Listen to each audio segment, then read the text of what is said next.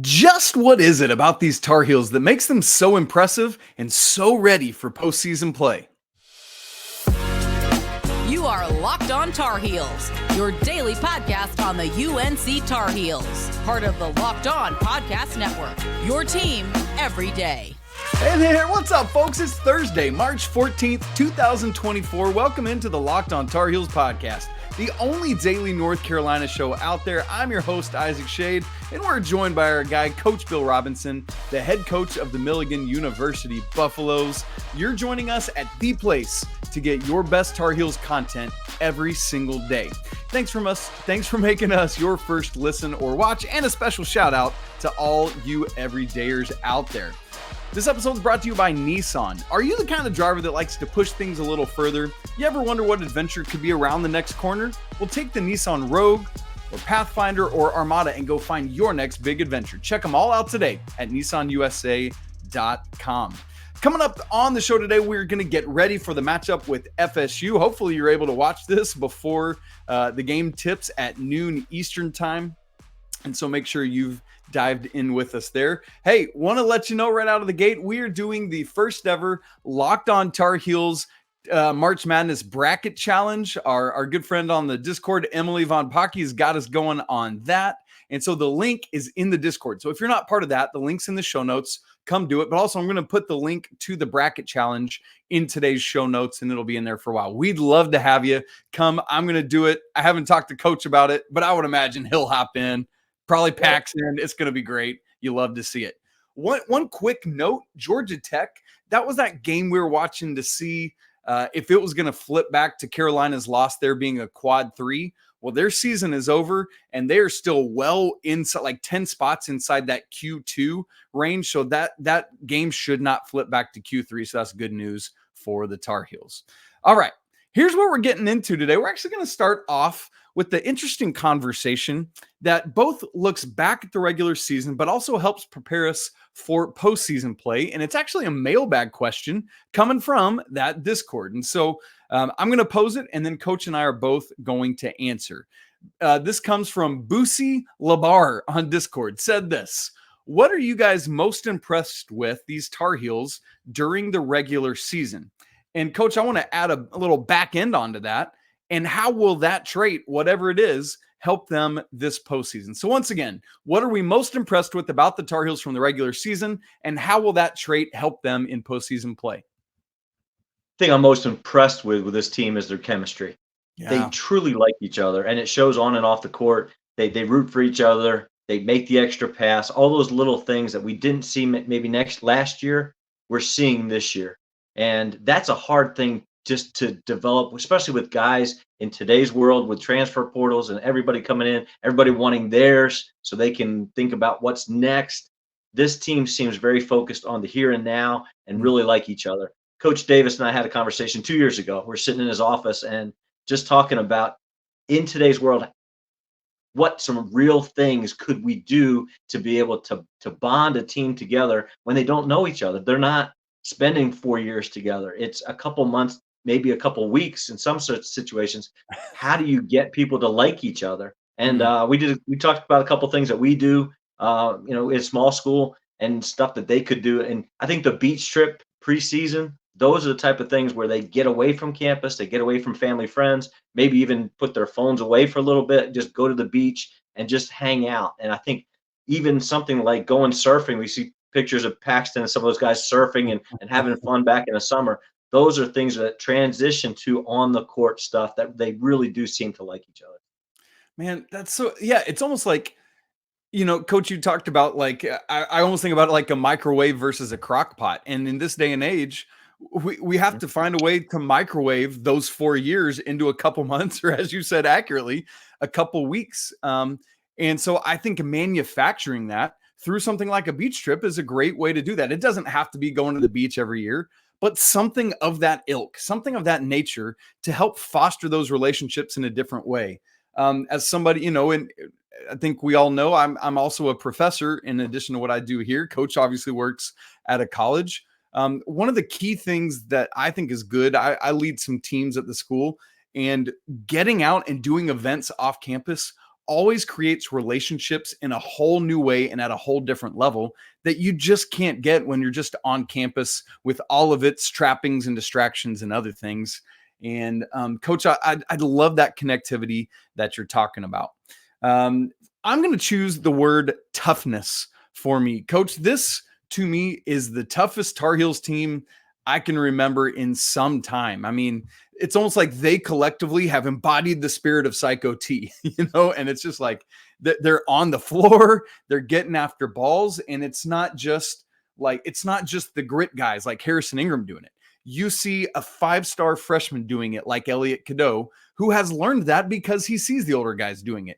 You see your superstar, the ACC Player of the Year, RJ Davis, getting on the floor after loose balls, doing what he needs to do.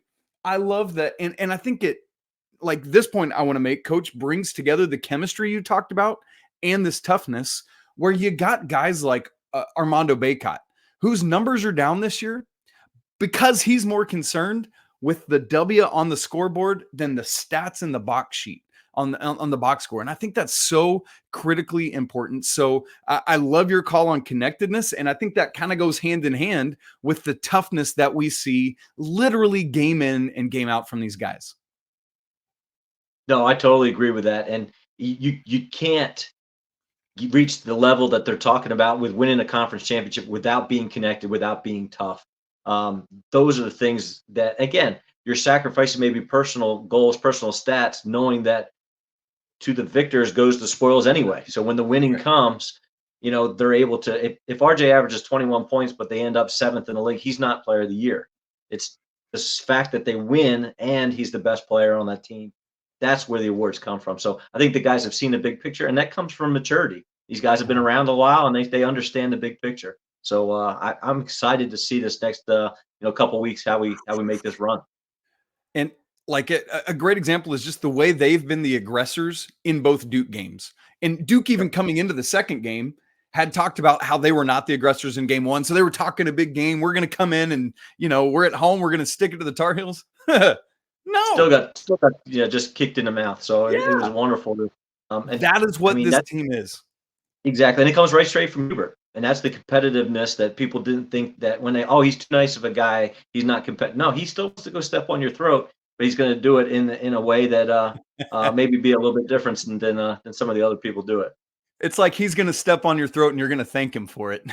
Yeah, exactly. Well, and Coach, one other kind of bonus I'd like to add in is role definition. I think this has been Coach Davis's best job at helping his guys find those roles. And I think it's a credit to the team too, who have bought into those roles. And again, all of these things, I think, move forward in postseason. We talked about how does that then translate?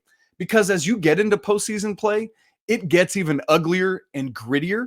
And the more locked in you are together, the more connected you are together, the tougher you are as a team, and the more role definition you have, then the more that can see you through those tough moments that you're inevitably going to have in postseason play. And so, Coach, I think all three of those things we just talked about translate really well to these next couple weeks that you were just mentioning.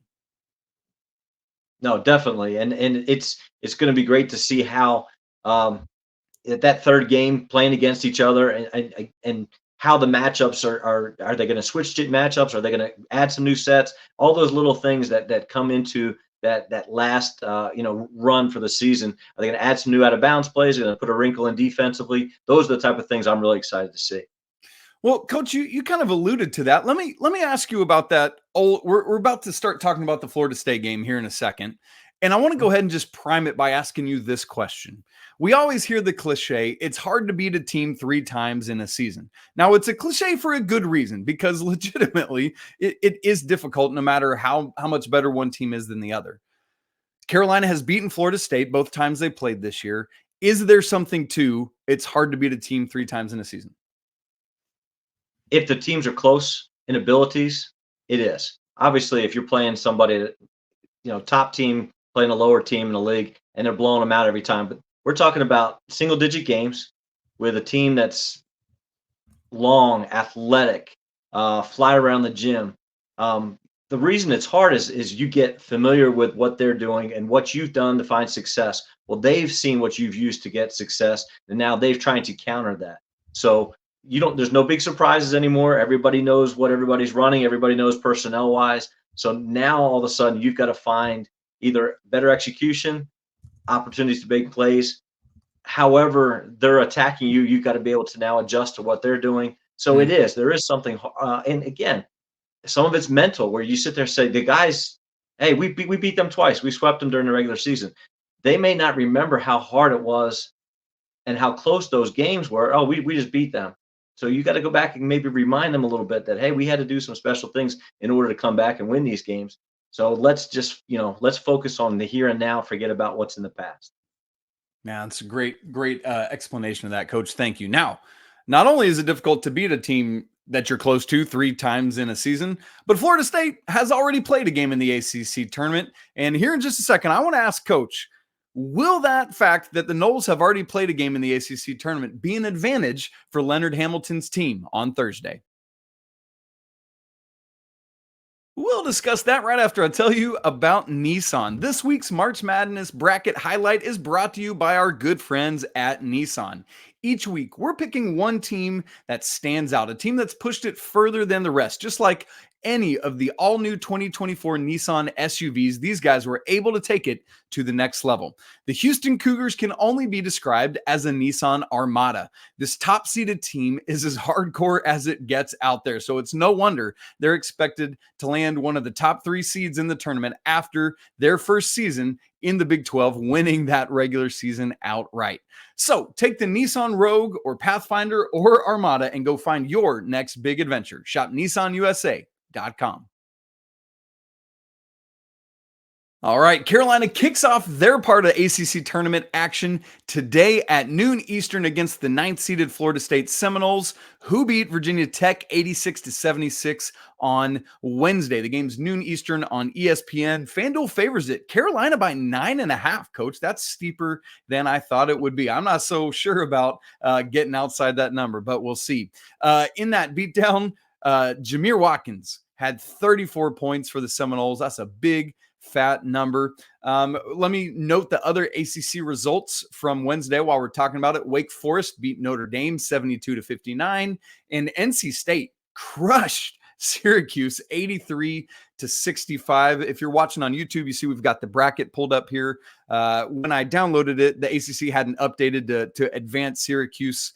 To advance NC State just yet. And as Coach and I are recording, back behind me on the quad box here, we've got Boston College and Clemson going at it. Boston College got off to a hot start. Clemson's trying to crawl their way back in it.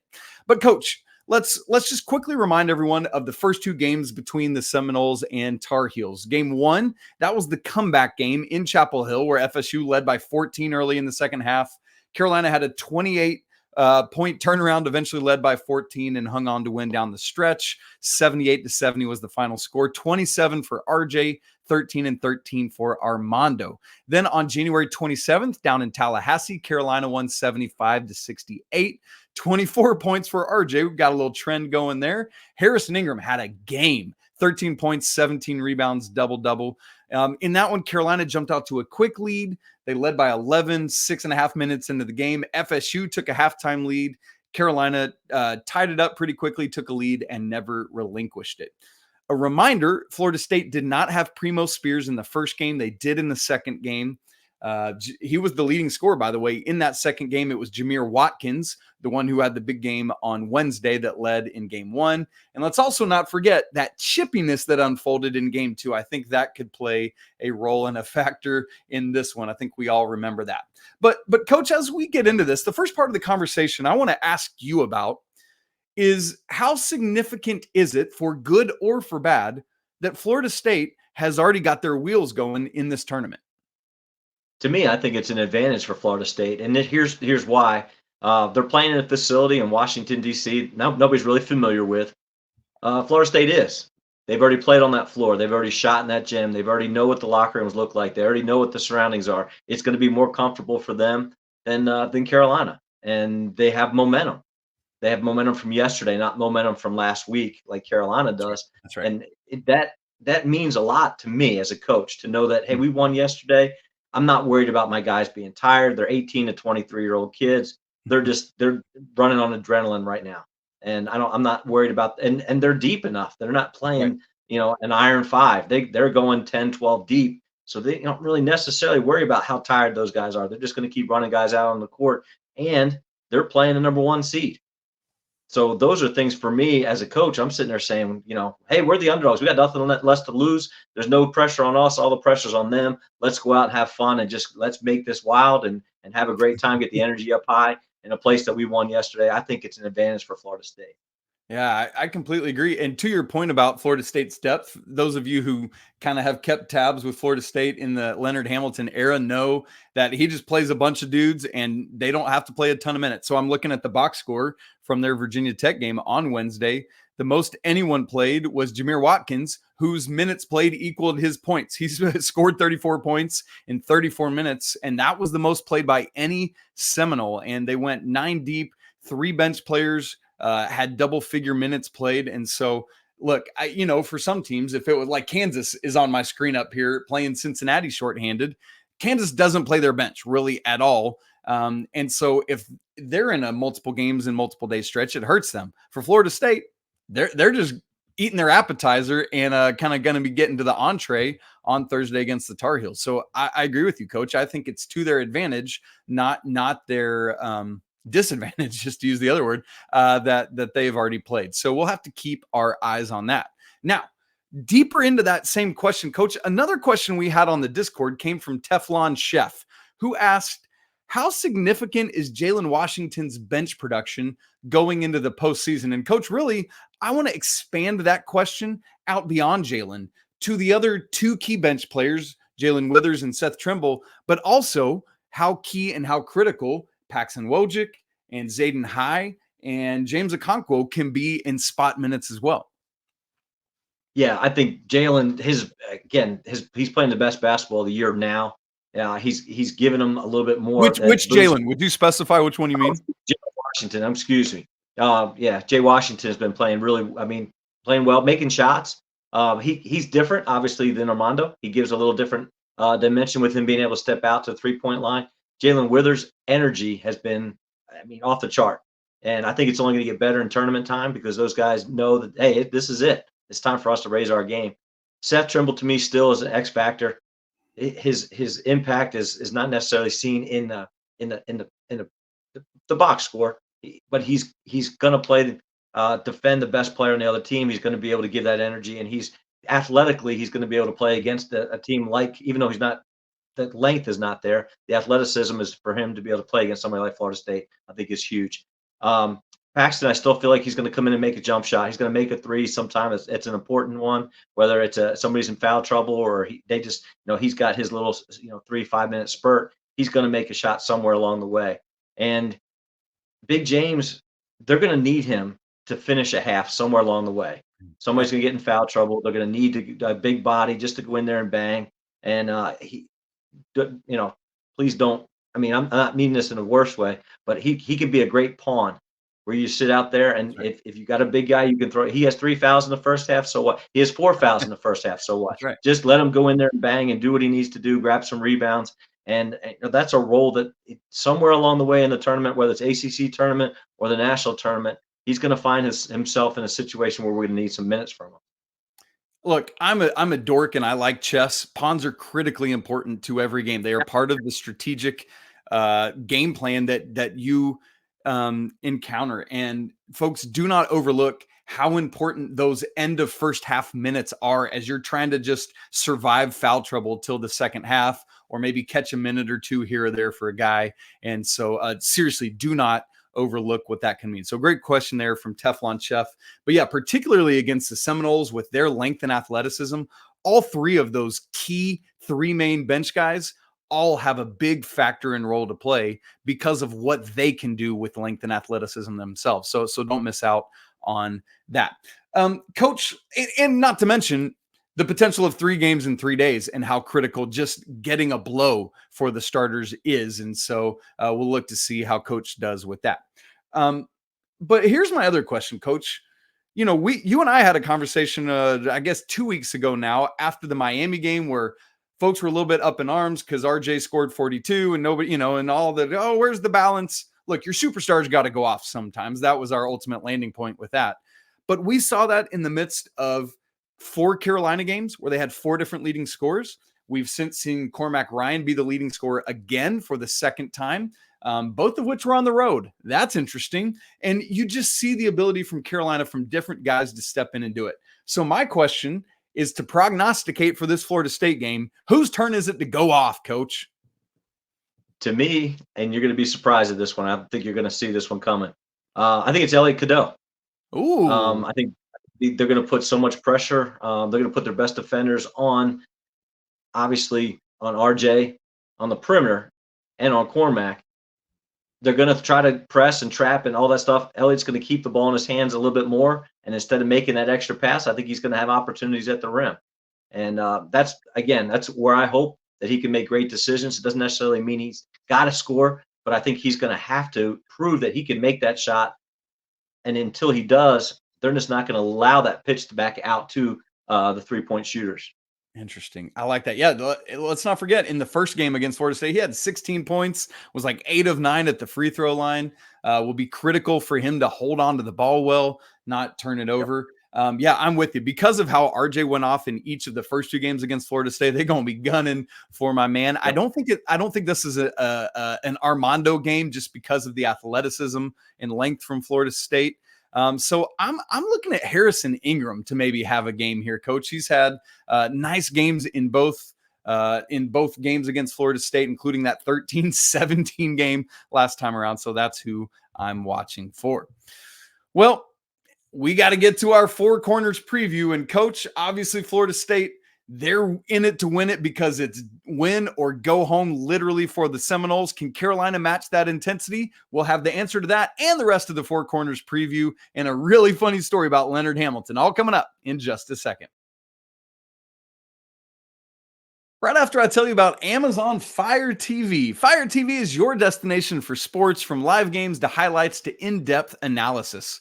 Fire TV offers amazing viewing experiences with smart TVs and the Fire TV sticks to plug into your existing TV to get access to millions of movies and TV shows. I have Amazon Fire Sticks on literally every TV in my house. I love the layout. I love the user experience of it. And I love the little remote. It's so handy. I'm showing it here on YouTube. It's got these little buttons to take me right to Prime Video or Netflix or Peacock or Disney Plus, whatever you want to do. It's great. Fire TV also recently created Fire TV channels to deliver a constant supply of the latest videos from your favorite sports brands for free. That includes all of us on the Locked On Network. It's all on there. Beyond that, they've got great news and entertainment and gaming and travel, cooking videos as well. So check out Fire TV channels on Fire TV and Alexa devices. If you haven't done so, you should. Trust me on that. To learn more, visit Amazon.com/LockedOnFireTV. It's time for our 4 corners preview, Carolina versus Florida State. A couple things we're watching for in this game. I'm going to pass it off to Coach first. Let me give that assist. And Coach, you kick us off with the first thing in the 4 corners preview. Yeah, the first one for me is just playing with a sense of urgency.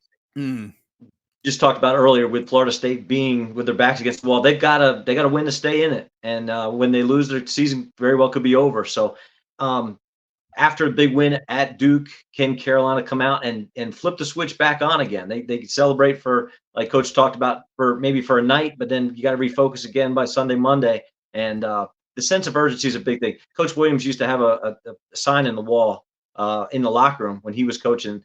Can you shoot? Can you defend? Can you take care of the ball? Can you play with a sense of urgency? And that's the big thing for me right now when the tournament time comes. Can you focus in? Can you forget about what happened during the regular season and just focus on possession by possession with that high intensity, that urgency that can help you win basketball games? Man, good word. 4 corners preview point number 2. Carolina's got to hold down Florida State from beyond the arc. Coach, listen to this. Game 1, Seminoles were 12 of 28. That's 42.9%. Game 2, they were 9 of 20. That's 45%. But for the season, Check this out. The Seminoles are only shooting 32.1%. That's 284th in the nation. They only make 6.2 threes per game. That's 301st in the nation. And again, Carolina has allowed 9 and 12 to the Seminoles. That's 2 of their top 6 games this entire season in terms of threes made. Coach, Carolina's got to run them off the three-point line, shut it down. Now, law of averages says it's time for that to come down. But maybe there's just something when they see that Carolina blue, they get hot from 3. Hopefully that's not the case in DC today. Yeah, that's a big point. And we've got to be able to not just run them off the line, but then make those tough twos, make them shoot those mid-range jumpers, not just, run them off to layups at the rim. So there's a combination of all that together. Love it. Coach, get us to point number 3. Florida State leads, is one of the top in the country at steals. And we just can't turn the basketball over, especially live ball turnovers. Live ball turnovers lead to easy baskets. And, of course, the big defense change this year and how great the defense is because they're shooting high percentage at the offensive end that get back, enable the defense to get set. When you're turning the basketball over, I don't care how good your defense is. If you have disadvantaged situations, it's very hard to defend. So, to me, that's going to be a huge key. Limit our turnovers. Yeah, man. Look, Carolina, 13 turnovers in game 1, 17 in game 2. That's 2 of the most highest turnover totals for Carolina all season long. Got to limit that. The fourth point of the Four Corners preview, Carolina has dominated the free throw line each of the first 2 games. Interestingly enough, also a little bit of a statistical anomaly, although this one is in Carolina's favor. Game 1, Carolina was 25 of 31. Florida State was 4 of 8 from the free throw line. Game 2, Carolina was 19 of 24. Florida State just 5 of 11. In total, the 2 games combined, Carolina 44 of 55. That's 80%, while FSU was 9 of 19, 47.4%. This, despite the fact that Florida State is 46th nationally in free throw attempts, 22 a game.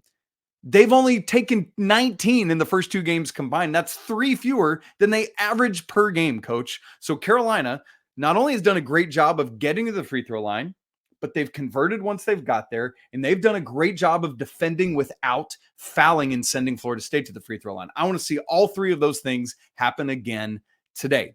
So, Coach, there we go. Our Four Corners preview. Let's make game predictions, and then we'll get a quick story from you. I got Carolina by 8. I think it's very, very similar to what the games were during the regular season. I don't see it being a runaway. I see Florida State being very competitive with it. But when it comes down to it, I see Carolina making free throws down the stretch and pushing it out a little bit at the end. And I'd love to see Elliot with about another 16, 18 points, and RJ making some free throws down the stretch to seal the deal. That's right in the vein I was thinking too. I was going to go 9, where it's not quite covering the spread, but still a comfortable win. But I mean, essentially everything you just said. This is going to be a tight game. I had so many messages on Wednesday from people saying, "Man, I really wanted Virginia Tech to win that basketball game," and I get it because Florida State. We've already talked about how tough and long and athletic they are. So it'll be a great test for Carolina as they start off ACC play. We'll see what happens. Coach has Carolina by 8. I've got it by 9. Coach, I know you said you've got a fun Leonard Hamilton story. Let's hear it. It's many years ago. My sister was living in Tallahassee. Shows you how long ago she was reading a newspaper one day. She was in a Bible study, local, probably been there 6, 8 months. It's been a little while, but her Bible study leader that had her over to the house with, and was very friendly. And it's one of her friends, one of her first friends that she had met down there. And, read the newspaper one morning and opened up the sports page. My sister's a big sports fan. Opened up the sports page, and here's an article. Leonard Hamilton signs contract extension, stay head coach at FSU. And she read the article. As she's getting done the article, the phone rings, the house phone rings. She picks it up, looks at the caller ID, and it just says Leonard Hamilton on the caller ID. So she answers the phone kind of confused, and it was her Bible study leader just calling to check in and make sure she knew, what time it was or whatever. She just called, just checking in on her, and never connected the fact that her Bible study leader was Leonard Hamilton's wife. His wife had never talked about, oh, by the way, my husband's the head coach at Florida. She's just regular people, good people. And my sister was very impressed with that they were just very down to earth, just really caring people. And it's made me become a Leonard Hamilton fan, not so much right now, for the next game, but I have rooted for him. I just think he's a good guy and has done a great job, obviously a great coach, but I do hope Tar Heels can take him tomorrow. That's a wild story. Yeah, it just seems like, we often talk about good guys of the game, and Leonard Hamilton is just one of those men that you want success for him, obviously, other than when he's playing Carolina. So Exactly. Great stuff. That's such a funny and random story. I love to hear it. By the way, if Carolina is fortunate enough to win this basketball game, they will play Friday, the early game of the semifinals, 7:00 Eastern, against the winner of Pitt and Wake Forest. Quickly, updates on two other games. How about this? Boston College is up on Clemson 40-28 at the half. It was as much as a 15-point lead. So for everyone, yours included, who thought Clemson might upset Duke at some point, that might not happen. By the way, one of the other games on my quad box is Cincinnati and Kansas. The Bearcats are up 27-18 right now with 6:12 to go in the first half. Obviously, Hunter Dickinson and Kevin McCullough sitting out for the Jayhawks. Folks, that's it. What a great show. Great to chat with Coach and get ready for this game. Hopefully the first of 3 this weekend for the Tar Heels. We will see what happens there and get on closer to Selection Sunday. I can't believe it's here. As we said earlier, make sure you come join the Locked On Tar Heels Discord and the bracket challenge we got going on. Links for all that is in the show notes. It's free to join. We'd love to have you. Subscribe to the show on video and audio formats. Just hit that little button there. Smash the like button as well if you're watching on YouTube, and hit the little bell. That gives you notifications when we go live, like I will tomorrow after the game. A little bit delayed. I've got some things I got to do right after the game. Other than that, I want to remind you that it's always a great day to be a Tar Heel. We'll talk again tomorrow, hopefully celebrating a win and getting ready for another game.